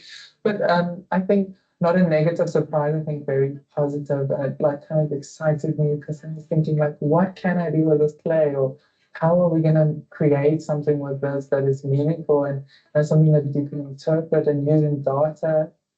Obviously, playing with the clay and the beads and everything else, that was fun. As someone that likes really fun things, physical things. So that was neat to experience, especially in a research type of platform. But I remember it's more togetherness, and it really made more sense later on than when I came in. When I heard the word moho, I was like, okay, it's just a word moho. But participating and hearing other people how they interpreted their visuals, it made more sense. Thanks. So this is what they had to say, and I wish you could have experienced it. So what do I get? I get lots of rich textual data from all the conversations, and make sure that you have enough recordings to capture good quality data. And you also see when I ask the participants to tell me their visual images, I'm not alone in doing this research. Sorry, I forgot to say that. We also always have a group of researchers. So somebody is welcoming the older individuals, or somebody is helping them to write their names. So there's somebody who's then taking a recorder close to the participants' mouths, but not intrusively into the personal space, to capture good quality data in terms of what the participant says. So this is an example of the textual data of this participant. The question was about loneliness. And this figure also demonstrates the stabbing pain of having arthritis and not being able to participate in this group session. So the participant then said, then I lay down until the worst passes. I feel I can contribute more to the people around me than while I am in pain. Then when I'm among other people, I experience that the pain and the loneliness lift away, leaving me relieved. So I use any method of qualitative data analysis, depending on the question. What question do I want to answer with my research? And then I decide on the method of analysis. Visual data. And actually, a colleague living here in Utrecht, I'm going to meet him on Friday, Andries Baar, said, Vera, you have these beautiful visual images. Why don't you do something with it? Because what I usually did is I used text and visual data analysis. So I used the people's explanation, like Helen said, in terms of the first level of analysis. And while I have this group discussion, the peer debriefing, I already do member checking there as part of that. And I do then my analysis, my text data with my visual data. But when Andries came in my life, he said to me, we must find a way where you can analyze the visual data that has been created by the participants. So we wrote an article on that in 5 phases. You actually analyze the data in different phases. You do that separately as a separate unit of analysis, and then you do your textual data analysis, and then you combine that too. That's also a way of introducing crystallization as part of your analysis. And then observational data. And I want to share this with you because this was an older woman asking the question, can you make us a visual presentation of where you are in your life? And this presentation was made, when she made this presentation, the image kept on flowing in. And I observed that during the construction. And I asked her, can you tell me you struggled so much by getting this construction going with all the elements that you have there? And she said, I inherited this dilapidated house from my parents, and I'm the only one who's trying to keep it intact. And then I also asked about this family relationships. It seems as if this dilapidating, falling in house is also a symbol of what's happening in your interpersonal relationships with family, discord, and so on. But not to date, I've managed to develop a method for analyzing the observational data. So the invitation is there for you. So the example. The Kilmer community is close to Stilfontein, and it's a mining community. People were forcibly relocated there in the 90s, 50s, 60s. And a lot of the maps indicating important places in Kuma has been developed not by the people who stayed there, but how people envisioned how it should look like.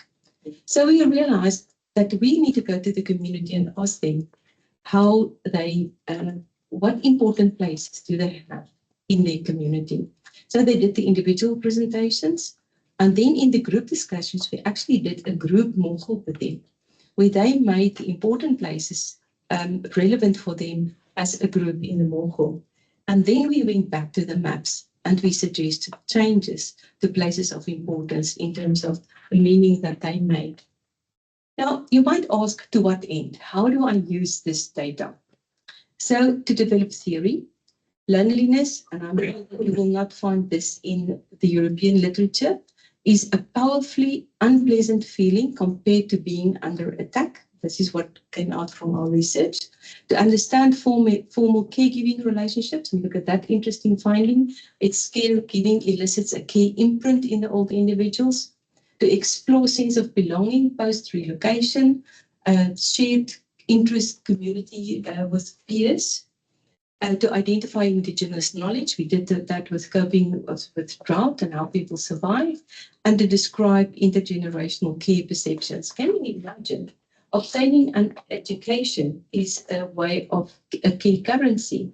In that deprived environment, older people feel that as long as younger people can get an education, they can then break the cycle of poverty. And younger people say older people are supposed to help us, getting our school uniforms, giving us food and so on. Good, so the considerations for other low middle income countries and applying the method. Diversity is most important. Context differs. Situatedness of all the individuals differ. Social cultural embeddedness. You cannot understand the topic unless you are within that social cultural context in terms of your data analysis and your data interpretation. Now that became clear from the video that you watched. And ethics, you don't apply this method with people who have been traumatized or people who struggle to deal with reality or to function in a group setting. And you apply ethics as with any other research context. Remember your research question when you decide on the method of data collection. Don't be so intrigued by a method that you forget what you actually want to study. Thank you very much.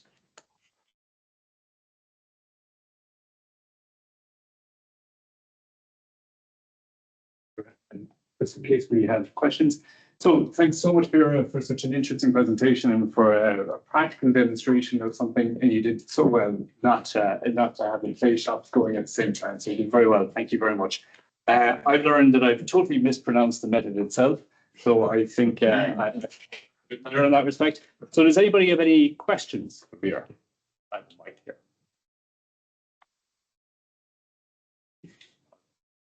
That hand going up to you.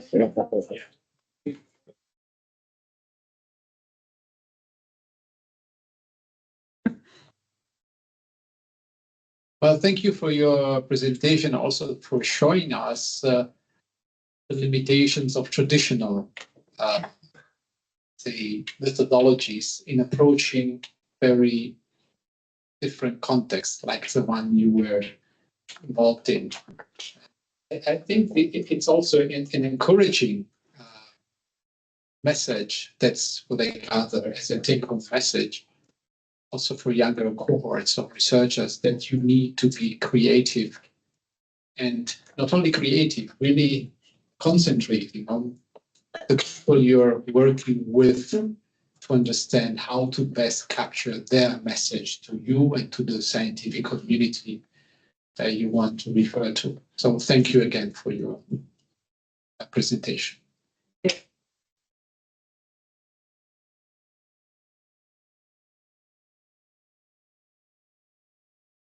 Yeah, I'd like first to thank you for the great presentation. And I really wished we had such presentations earlier. As I'm working also with low and middle income population in my research, so this was really inspiring. And I relate to the fact that the context play an essential role in the analysis and everything later on in the research. My question would be, first of all, I don't really understand why you addressed this methodology or this method as non-art based, because I don't see why you really stressed on this point. So I would really love if you can elaborate more on this. Maybe it's on me that I don't really understand the difference, but yeah, I would really appreciate if you can elaborate more why you don't consider it as art-based. But my question is, what I see is that this methods really concentrate or focus more on it brings the creativity as well. Like, how do participants translate their perspectives into artwork so that they can discuss more about their thoughts as well. But the way I see it as well, like if you are to ask me, how is life to you, or what's hope? Can you create something that represents this? It might be paralyzing as well. So do you intervene with participants while making this, if you noticed, for example, they are already stuck and they can't like come up with an idea of this artwork that presents the answers for the specific question. And as people have different personalities, some of them might refrain from sharing their like in the discussion phase, their thoughts about their artwork. So do you do it individually to include everyone and to encourage this like power dynamics in the group later on? Thank you.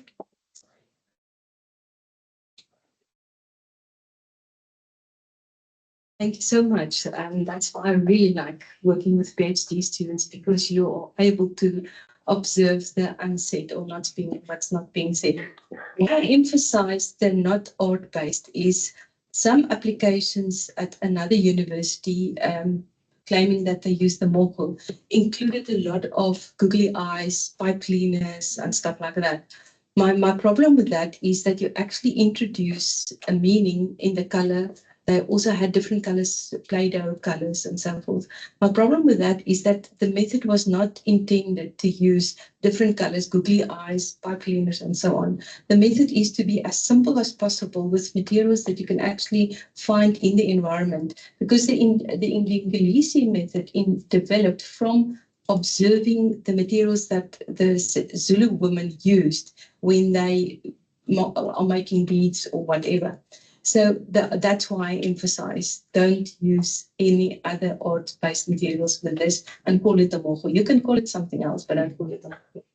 So in terms of the application, I've never found anybody, and remember, I now for the presentation used my best pictures.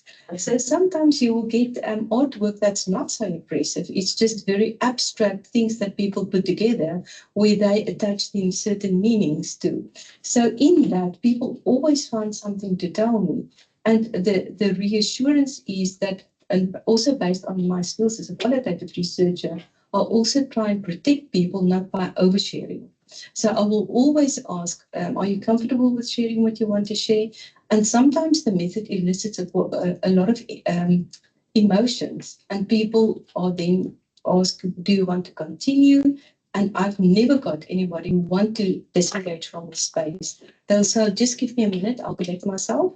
And they went out and then they came back. And remember, we work in a group of researchers. So one of the researchers then accompanying the person, and then they always decide to come back.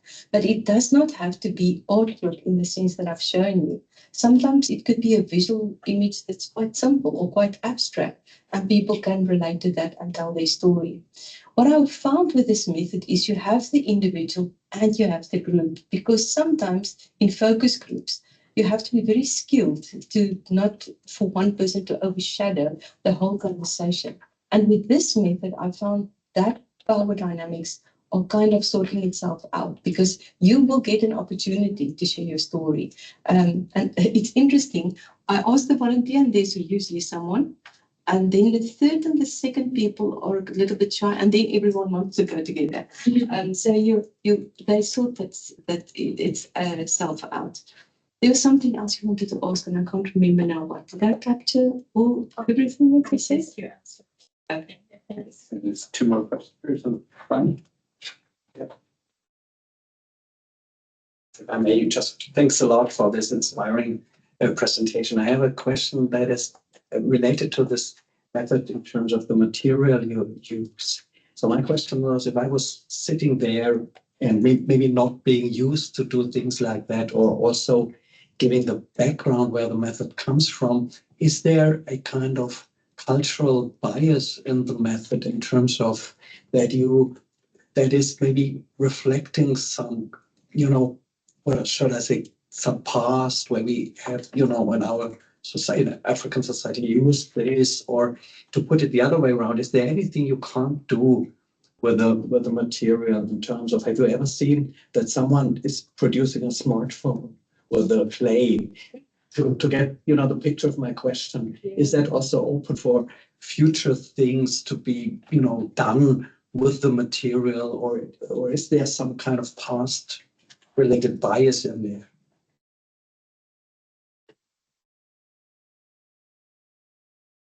Thanks. I remember now the thing that I missed from you, and I'll come back to that in terms of participants. So yes, we actually asked 3 groups of people to make us anything that they think about their cell phones.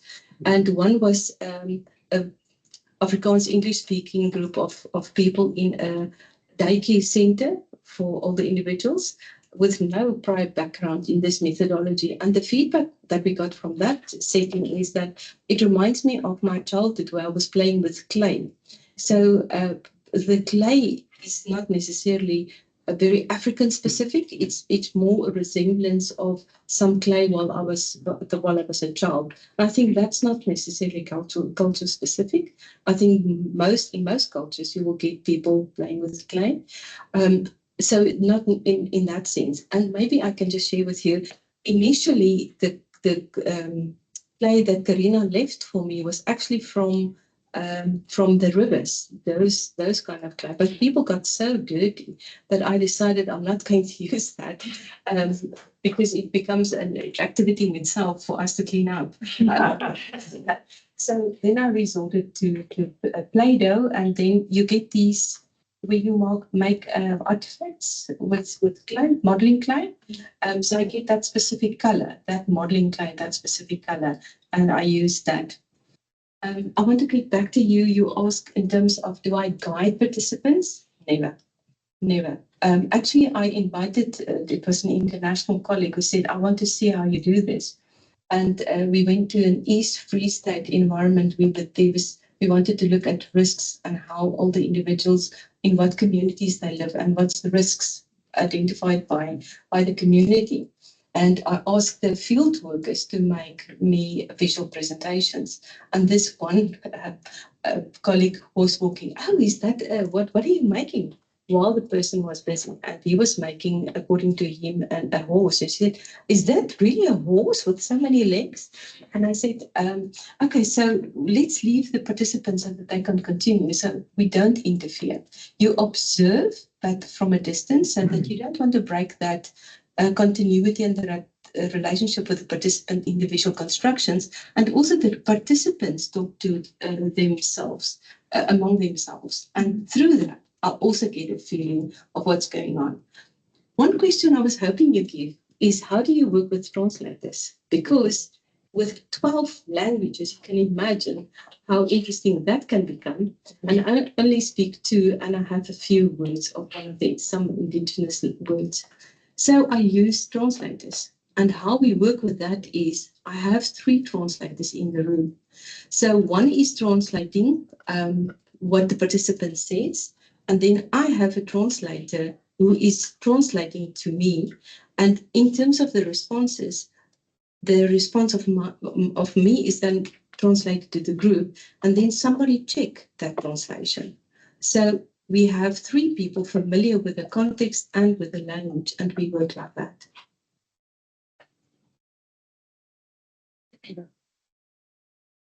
We do have some flexibility, so we're just going to stretch a little bit of our session for time before we break for lunch. So. Okay, thank you. I just wonder why you have a focus on saying that this is for low and middle income country, but it's not like mentioned for developed country. Thank you. How do you think there's a need for the developed countries to use this method? Yeah, we have like many diverse groups that they could be like not able to exercise themselves, their needs, and we kind of use like a tool as a mediator, facilitator to help them to express themselves and their needs. So that could be a good also methods like many other. I agree with you.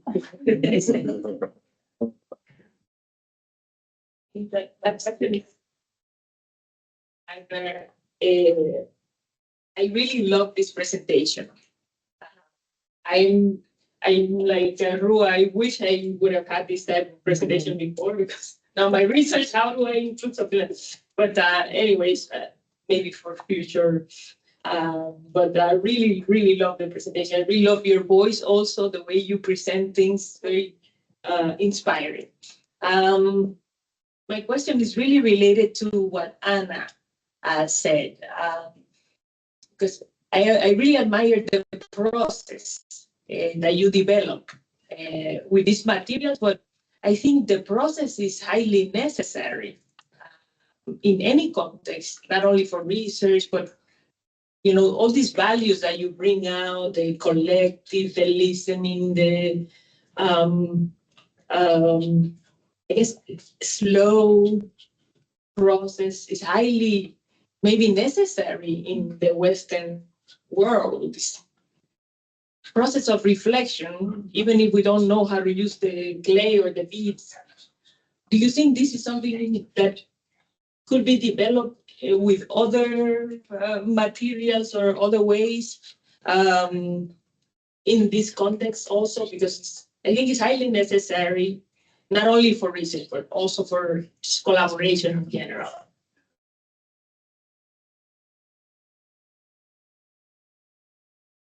Thank you so much. Short observations. I'm really impressed with you group.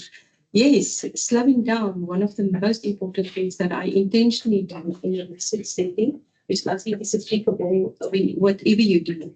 And even if it's just not necessarily for research, but in any context, slowing down, making the interpersonal contact is established that like Ellen indicated in the first 2 years of her work as well.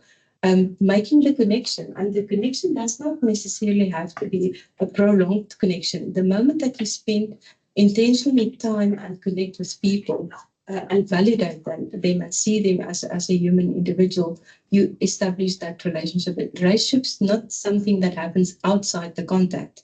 Whenever you interact with people, that is the relationship. And the quality of that relationship could be informed by how you define the relationship, how you demonstrate relational qualities and so on. So I strongly believe that you can use this method by adapting the materials in a way that's true to the method, the simplicity of it, but having the projective value in terms of what you want to elicit through the methods and combination of materials. Thank you so much for feedback. I don't think there's any more questions specifically on the method, but since we have a couple of minutes and since we have you, Vera, I did want to ask about the situatedness that you're talking about there, trying to very much contextualize kind of the research environment and those various different relationships. I suppose in the context of all the different cultures that you're interacting with and the 12 different languages and the various different tensions and legacies that come from all those different place environments as well, so very rural to very urban and so on. How much of a challenge is it to try and get some sort of consensus message around particular policy agendas? So, some of your questions there around loneliness, questions about intergenerational solidarity, how much of a challenge is that to try and get some sort of coherency around that message where you want to actually impact policy? Or is it a case that those messages need to be somewhat distinct or disconnected? So I realize this is slightly different from the method, but since we have you, I just wanted to explore that. Yeah.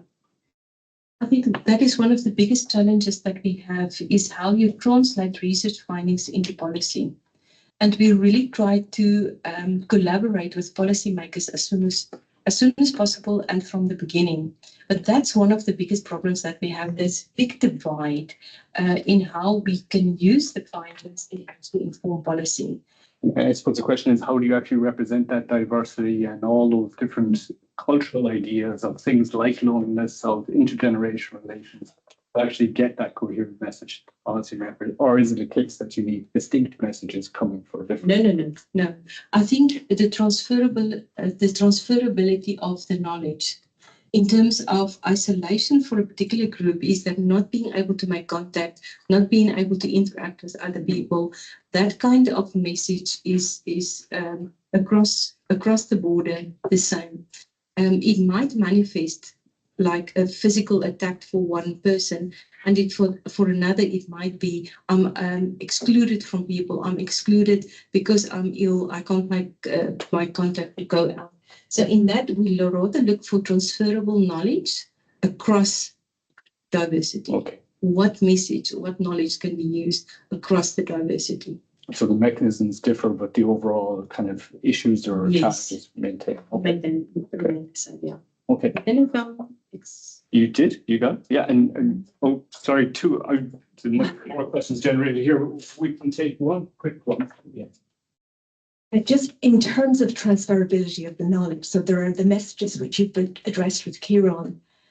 And then I'm wondering about the people who've participated. So they've opened up. Some of them will carry the feelings after the event. And are they part of that ongoing process in any way between research and policymakers? And so one, are they part of the process? And two, is there aftercare of any kind? Thank you. I want to start with the aftercare because that's very important to me too. So while the process is ongoing, we make sure that there's enough systems to help the people if there's any illicit content. And then afterwards,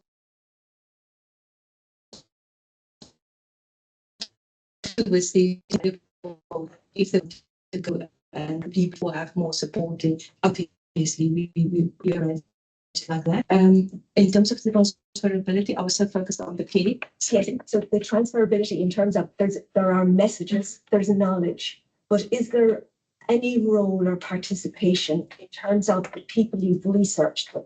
Are they part of that transfer? Are they themselves there, or are they represented purely by professional researchers? Okay, I can maybe give you an example. We used it was in a residential facility where we used the MOHO as well as interviews with people who couldn't attend the session, as well as the World Cafe. I'm sure that you all know the World Cafe method. And then we asked all the individuals to collate all the themes.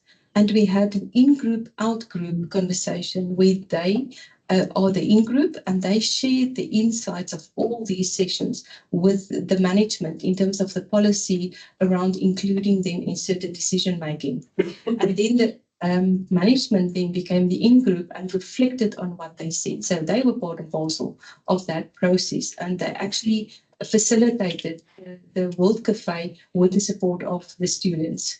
There is another example where we developed a policy guide for, it was technology, where all the individuals demonstrated how they use technology to enhance their service delivery, and they were part and parcel of the development of that policy guideline, which is being submitted. What happens to that policy guideline, however, I'm not sure, because we couldn't see the implementation of that really making a difference. We are really struggling in South Africa to getting the dots aligned in terms of service delivery, including all the individuals. But there's a lot of advocacy going on. Thank you very much. Go for one very quick one.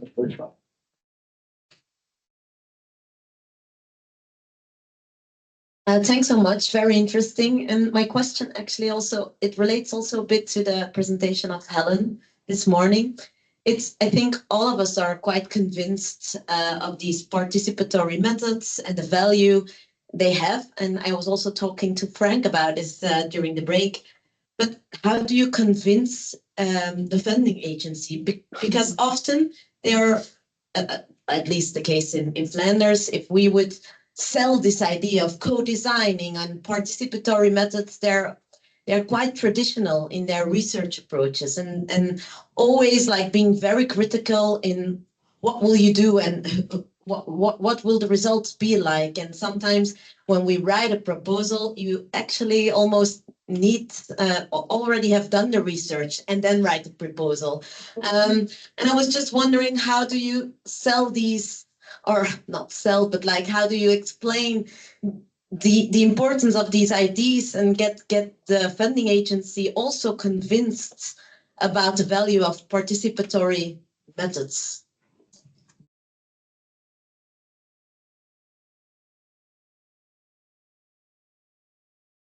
So it's not only our participants who do not have money, we are very under-resourced in terms of the research that we conduct in South Africa. So most of my research is self-funded, where I use other funds to source to support my research, because I've got a huge funding that was all about the use of technology, development of technology for service delivery, enhancing service delivery. So that was a big funded project, and in the end we developed this Jamilona artifact for on use on smartphones and on older phones. So some of that money could then be used for developing the MOHO a little bit further. And I use the MOHO in obtaining people's perceptions about how to use technology. But in terms of funding, I am not the best person to tell you because we don't get a lot of funding in South Africa for research. And as I said, my NRF funding, that's National Research Foundation funding, there's not a lot of money. So that's also one of the reasons that that informed my development of this method, because it's not expensive. I can use it anyway, and it yields these wonderful results. So I'm not the best person to tell you. I think that's a part of a much bigger conversation about funding structures and how they prioritize different things. But I think we've come to a natural end of this session, and I just want to thank you, Vera, so much for such a rich presentation and for engaging so much in our conversation afterwards.